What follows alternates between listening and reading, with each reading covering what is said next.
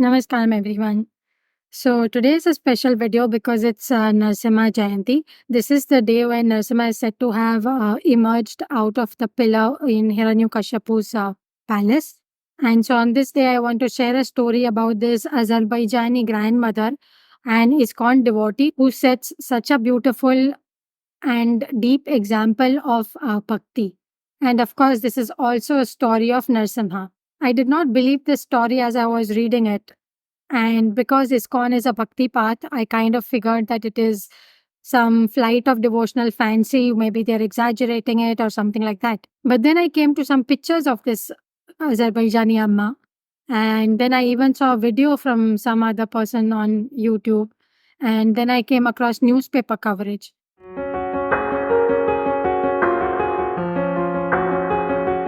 So I was really surprised to find out that there is a place called Ahobilam, which is a small village in Andhra Pradesh, and this is the place where there is a spot with this huge straight rock, kind of a cliff thing.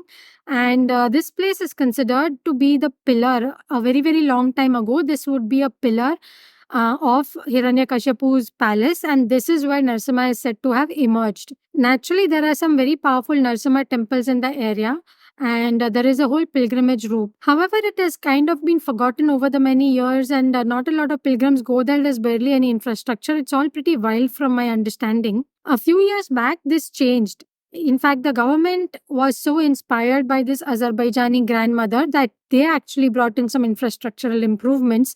And even now, when we look at the map of Ahobilam, we see some guest houses and things like that, which I suspect was not even there before that.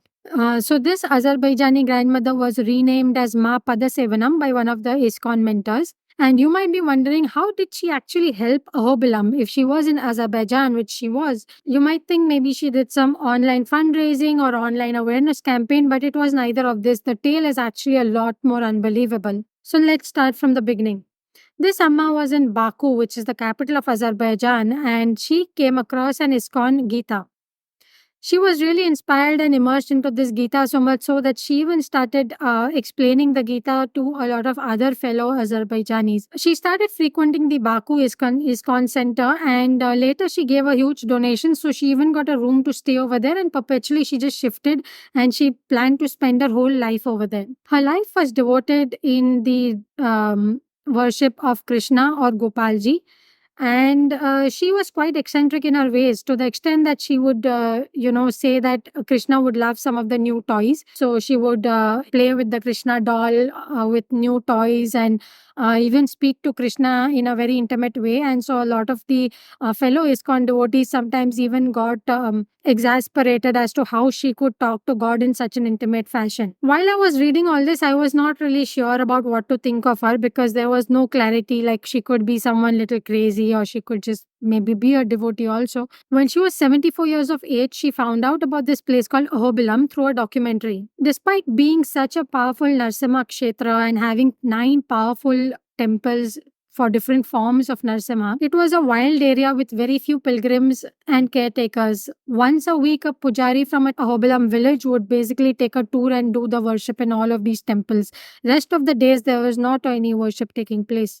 In fact, when I found out about Ahobilam, even I was quite intrigued, and I have been wondering how I may take a pilgrimage to this spot. What Padsevanam felt was a little bit different. She was really sad that the Narasimha forms had no one taking care of them, and there was no worship being done on a regular basis. She then claimed to have gotten clear instructions from Gopal himself that she should go and take care of Narasimha at Ahobilam. She had never been to India and didn't know any of the local languages. In fact, I don't even think she knows English. So you can imagine how bizarre the plan sounded, especially the fact that she was 74 years old. So at this point, I was like, this seems like a strange story and not very believable. But as the story progresses further, she actually makes it to India through some of the ISKCON devotees who, agree to help her. And that's when I started feeling that probably some Leela is going on in her life, because otherwise, this was such an unlikely thing to occur, that somebody would actually take her all the way to India, and she even lands up in Ahobilam itself. So initially, the devotees who took her to Ahobilam thought that she would get so freaked out after looking at the wilderness of the place that she would abort all of her plans. But Ma Padasevanam had a very different response. In fact, when they first knocked the doors of the pujari who took care of the Narasimha temples every once a week, he himself dissuaded them like anything. He was outraged that this old lady seems to think she will go and stay alone in that wild forest and take care of Narasimha. But she did. She actually got the priest to carry her luggage and she trekked all the way up to the particular Narasimha shrine and she pitched a tent and stayed over there. Everybody else left eventually because she refused to budge. Then I think she found some dilapidated room kind of a thing which couldn't have been in a great condition at all, but she was very happy with it and she made it her home. Obviously, by now you will start feeling that some divine Leela is going on here. Otherwise, something like this wouldn't really be possible. There are so many able bodied disciples who often want to visit certain pilgrimages, places, and spots of power, but they just can't seem to do it. And look, against all odds, this 74-year-old lady from Azerbaijan is here. And obviously, other people could see it. All the villagers got really touched by it, and it became a rallying point for them. And they all took it up that they must take care of the temples themselves. When this lady, all the way from a different country, has come here to take care of the Narasimha, how can they not do anything? And that is where the revival of the sacred Ahobilam shrine starts. It's such a refreshing story. And visitors to Ahobilam at a later stage have even shot videos with his grandmother, and I will share the clip here. I'm hoping, in terms of good faith or goodwill, they will be okay with it. Kill Borada, Mancha Bengal Bengalada. Ha ha ha ha ha. You know what, Megan? You speak Russian? Mancha tak 3 years is Bengali na Moscow, Hati Bengal at Moscow, Hati na at Indi, Pasol Indi, Moscow. And the other thing is, the local politician also wanted to be part of this story, whether he was truly inspired or whether he was trying to get a few votes, I do not know. But anyway, he got involved and he met the grandmother, and then he also did some of the renovation and stuff. And that's when, that's, I think, the great story of Ahobilam's revival.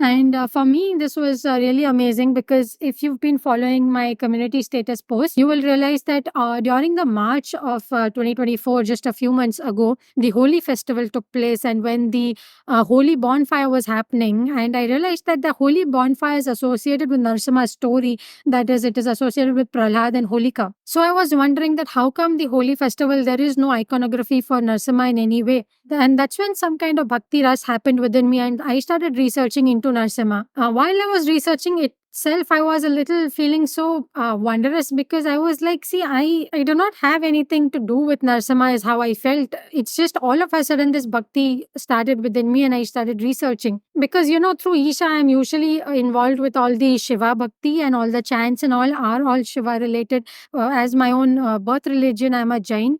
So while I am a spiritual person, I like knowing all these stories. There was no particular reason for me to start looking into Narasimha at all. It was just like spark from somewhere that made me curious. That's where I found this Ma Padasevanam story, and it seems the same happened to her all of a sudden because she is an ISKCON, and ISKCON does have a Narasimha element, but I don't think her previous life showed any major bhakti towards Narasimha, the Vishnu form of Narasimha specifically. She was always about Krishna from whatever I have read. So this spark to Narasimha seems to be just like a divine thing.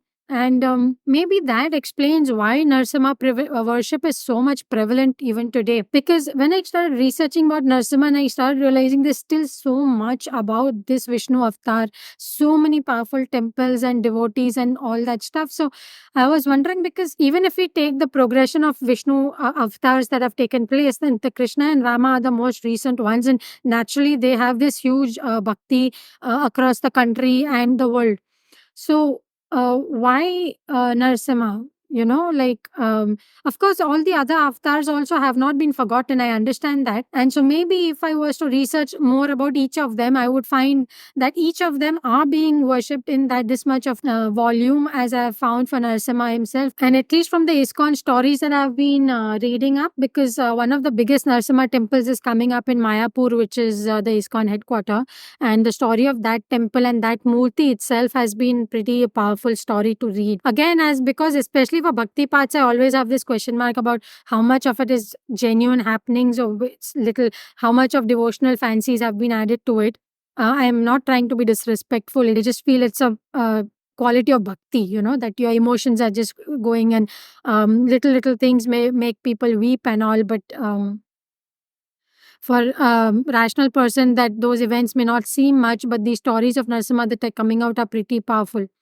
I'll share a few links in the description so you can read through a few of them if you want. I've already been sharing on the community posts because almost every week I was putting one post on Narasimha for the last many weeks since March to now, which is the day of Narasimha Jayanti. So let me know if you have any stories about Narasimha, or have you done any pilgrimages, worship, any pujas or stuff, and have you been associated with Narasimha in any way? There are also two really inspiring stories of the Ahobilam pilgrimage that two ISKCON monks have undertaken. One is by someone called Indrumya Swami and the other is by Dhruv Dasa. So the accounts of both of these pilgrimages is given in the ISKCON magazine, and I found the links to them after a lot of research. I've shared those links also in the description.